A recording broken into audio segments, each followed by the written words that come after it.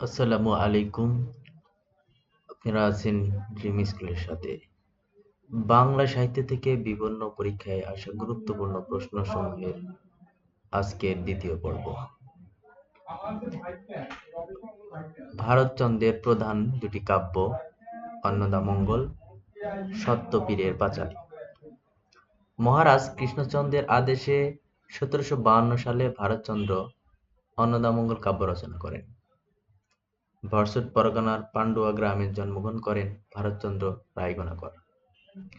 নাট্যসাহিত্যের আদিকবি শেখ ফয়জুল্লাহ, তার কাব্য গরক্ষ বিজয়। হারমোনি বিখ্যাত প্রাচীন লোকগীতি সম্পাদক মোহাম্মদ মনসুর উদ্দিন। লৌকিক কাহিনীর আদি রচয়িতা দৌলত কাজী। আলাওলের পৃষ্ঠপোষক ছিলেন কোরেশী মাগন ঠাকুর। কবিগানের আদিগুরু হল গজলা ওই। পুঁথি সাহিত্যের প্রথম সার্থক ও জনপ্রিয় কবি ফকির গরিবুল্লাহ।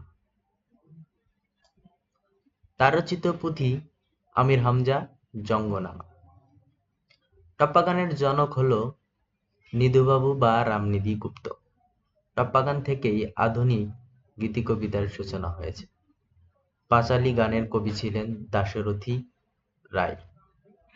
বাংলার প্রখ্যাত লোকসাহিত্যে গবেষকের নাম ডক্টর আশরাফ সিদ্দিকী। নানান দেশের নানান ভাষা, বিন স্বদেশী ভাষা পুরে কি আশা। গানটির রচয়িতা নিধুবাবু বা রামনিধি গুপ্ত। চাহার দরবেশের রচয়িতা মোহাম্মদ দানেশ।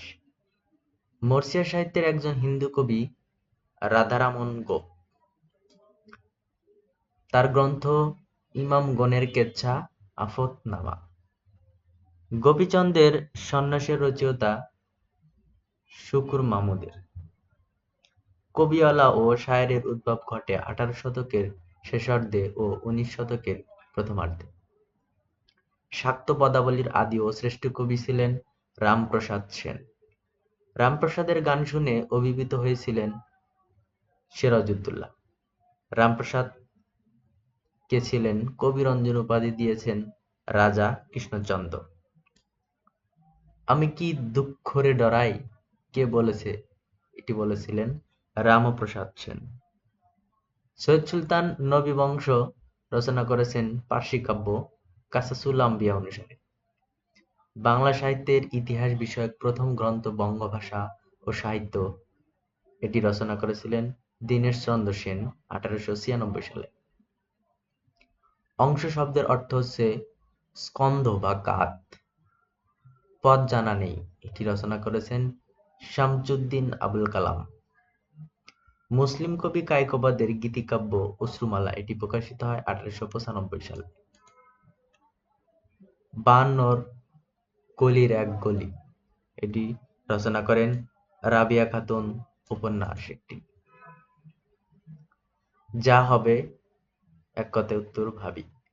উলো বনে মুক্ত ছড়ানো, এটির অর্থ হচ্ছে অপাত্রে সম্প্রদান করা। ভাষা ব্যাকরণের অনুগামী। তালব্য বর্ণ হ্রস্ব উ। হুতুমি গ্রন্থের রচয়িতা কালীপ্রসন্ন সিংহ। আরবি উপসর্গগুলো হলো আম, খাস, লা, বাজ, গর, খয়ের। আমলার মামলা গ্রন্থটি রচনা করেন শওকত ওসমান। রাবেয়া খাতুন বাংলা একাডেমি পুরস্কার পান ১৯৭৩ সালে। হেক্টর বধ উপন্যাস হোমারের ইলিয়ড অবলম্বনে রচিত হয়েছিল। ধাতু মূলত ৩ প্রকার: মৌলিক ধাতু, সাধিত ধাতু এবং যৌগিক ধাতু। বাংলা সাহিত্যের কথা, এটি রচনা করেন সুকুমার সেন। বাংলাদেশের স্বাধীনতা যুদ্ধের দলিল সংগ্রহের মূল উদ্যোগ ছিলেন আতাউল গনি ওসমান। স্ত্রী জাতীয় কাউকে সম্বোধন করার সময় ব্যবহার হয় সুজানিয়া সু। ছড়া স্বরবৃত্ত ছন্দে রচিত। বাংলাদেশের আঞ্চলিক ভাষার অভিধান, এটি রচনা করেন ডক্টর মোহাম্মদ শহীদুল্লাহ। রবীন্দ্রনাথের শেষের কবিতা উপন্যাসে সুকুমার সেনের নাম আছে। বাংলা সাহিত্যের ইতিহাস গ্রন্থ মুসলিম মানুষ ও বাংলা সাহিত্য। আল্লাহ হাফেজ অর্থ আল্লাহ আপনাকে রক্ষা করুক। খান মোহাম্মদ মঈনুদ্দিনের গদ্য গ্রন্থ যুগস্রষ্টা, এটি নজরুলের। গণদেবতা উপন্যাসের রচয়িতা ছিলেন তারাশঙ্কর বন্দ্যোপাধ্যায়। পূর্ব বাংলা ভাষার আন্দোলন ও তৎকালীন রাজনীতি, এ গ্রন্থের রচয়িতা অধ্যাপক বদরুদ্দীন অমর। জাতীয় রাজনীতি ৪৫-৭৫, অলি আহমদের একটি গবেষণা গ্রন্থ। কাদম্বিনী মরিয়া প্রমাণ করিল সে মরে নাই, এই উক্তিটি রবীন্দ্রনাথের জীবিত ও মৃত ছোটগল্প থেকে নেওয়া হয়েছে। গড্ডালিকার শব্দের অর্থ অন্ধ অনুকরণ। ওরা আমার মুখের ভাষা কাইরে নিতে চায়, ওরা কথায় কথায় শিকল পরাতে মোদের হাতে পায়, এটি বলেছেন আব্দুল লতিফ। ভারতীয় উপমহাদেশের আঞ্চলিক ভাষাগুলোর আদিম উৎস অনার্য ভাষা। ব্যাকরণে মঞ্জুরি ডক্টর মোহাম্মদ এনামুল হকের। রবীন্দ্রনাথ ঠাকুর মানব জীবনকে নদীর সাথে তুলনা করেছিলেন। মোহতার হোসেন চৌধুরী মানব জীবনকে বৃক্ষের সাথে তুলনা করেছেন। মেঘনাদ বধ কাব্যে যুদ্ধের সময় পশ্চিম দুয়ারে রক্ষক হিসেবে বীর নীল ছিল। চোখের ছাতক নজরুলের সঙ্গীত বিষয়ক একটি গ্রন্থ। রবীন্দ্রনাথ ঠাকুর জীবনানন্দ দাশের কবিতাকে চিত্ররূপময় কবিতা বলেছেন। স্বরূপের সন্ধানে প্রবন্ধ গ্রন্থটির রচয়িতা আনিসুজ্জামান। আমি ভালো আছি তুমি, এটি দাউদ হায়দারের একটি কবিতা। জন্মে আমার আজন্ম পাপ, এটি হবে জন্মই আমার আজন্ম পাপ। যে দেশে সবাই অন্ধ, ভালোবাসার বাগান থেকে একটি গোলাপ তুমি চেয়েছিলে। কবিতাসমূহ দাউদ হায়দারের। শ্রীকান্ত, অন্নদা দিদি, রাজলক্ষ্মী শরৎচন্দ্রের উপন্যাসের চরিত্র। বাংলা টাইপরাইটার নির্মাণ করেন মনির চৌধুরী। মরণ বিলাস, গাভী বৃত্তান্ত, অর্ধেক নারী অর্ধেক ঐশ্বরী এই গ্রন্থের রচয়িতা আহমেদ ছফা। সত্যেন সেন ১৯৬৮ সালে উদীচী প্রতিষ্ঠা করেন। অ-এতে লেভ বিভক্তি যুক্ত হয়ে অসমাপিকা ক্রিয়া গঠিত হয়। সুধাকর মিহির হাফেজ পত্রিকাসমূহের সম্পাদক ছিলেন শেখ আব্দুর রহিম। বাংলার ইতিহাস গ্রন্থটির রচয়িতা রমেশচন্দ্র মজুমদার। পঞ্চতন্ত্র গ্রন্থটি সৈয়দ মোস্তফা আলী। আবরণ শব্দের অর্থ হচ্ছে অলঙ্কার। জোহরা উপন্যাসের রচয়িতা মুজাম্মেল হক। নিত্য স্ত্রীবাচক শব্দ হচ্ছে সতীন, সৎমা, এও, দায়, সধবা। বাক্যের একক হচ্ছে শব্দ।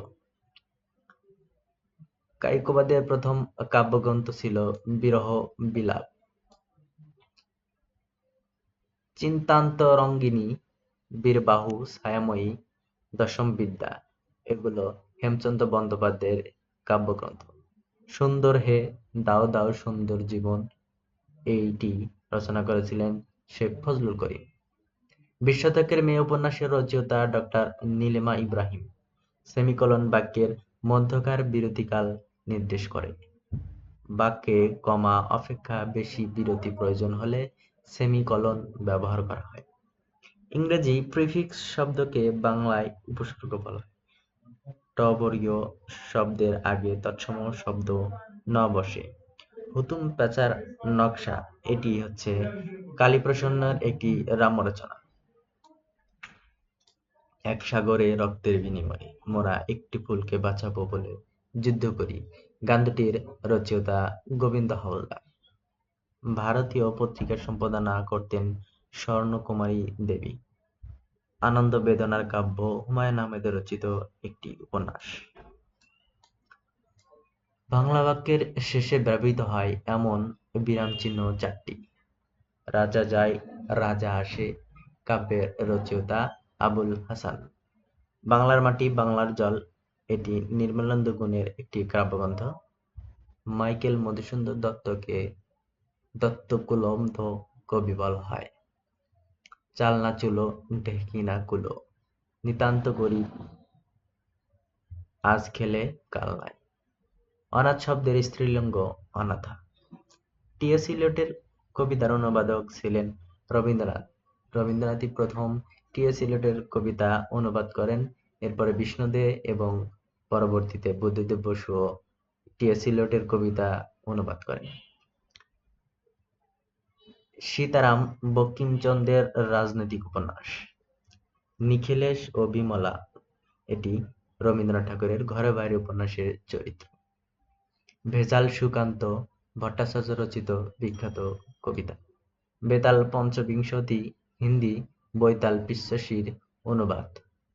ঈশ্বরচন্দ্র বিদ্যাসাগর এই গ্রন্থে সর্বপ্রথম জ্যোতিচিহ্নের প্রয়োগ ঘটান। কেন প্রান্তক্রান্ত হও হেরি দীর্ঘ পথ, হে জনন দিবসে মনের হরষে জ্বালায় মোমের বাতি। এটি রচনা করেছেন কৃষ্ণচন্দ্র মজুমদার। ঢাকের কাঠি এক কথায় প্রকাশ হবে মো সাহেব বা তোষামোদী। দিবারাত্রির কাব্য এটি রচনা করেন মানিক বন্দ্যোপাধ্যায়। গাছপাথর বাগধারাটির অর্থ হচ্ছে হিসাব নিকাশ। আলাওলের তোহফা হচ্ছে একটি নীতিকাব্য। আব্দুল মান্নান সৈয়দের ছদ্মনাম অশোক সৈয়দ। শিখণ্ডী শব্দের অর্থ ময়ূর সাহিত্যের অলঙ্কার। প্রধানত দুই প্রকার, শব্দালঙ্কার এবং অর্থালঙ্কার। আধ্যাত্মিক উপন্যাস লেখক ছিলেন প্যারীচাঁদ মিত্র। অনিক শব্দের অর্থ হচ্ছে সৈনিক অথবা সৈন্য দল।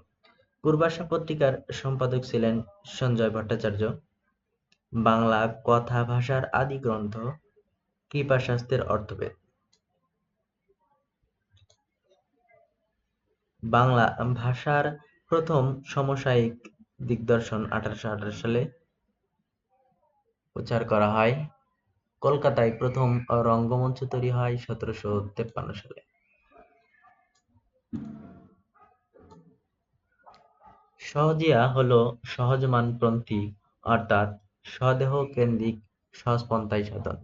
সমস্ত সত্যই দেহের মধ্যে অবস্থিত, সেই সত্যই সহজ। রবীন্দ্রনাথ ঠাকুরের প্রথম প্রকাশিত কাব্যগ্রন্থ কবি কাহিনী। এটি প্রকাশিত হয় 1878 সালে। সবুজের অভিযান ছবি লঙ্ঘ দান কবিতা বলাকা কাব্যের অন্তর্ভুক্ত। এটি প্রকাশিত হয় 1916 সালে। আজকে এই পর্যন্তই। পরের পর্ব দেখার জন্য আমন্ত্রণ রইল। ড্রিম স্কুলের সাথেই থাকবেন। ধন্যবাদ সবাইকে।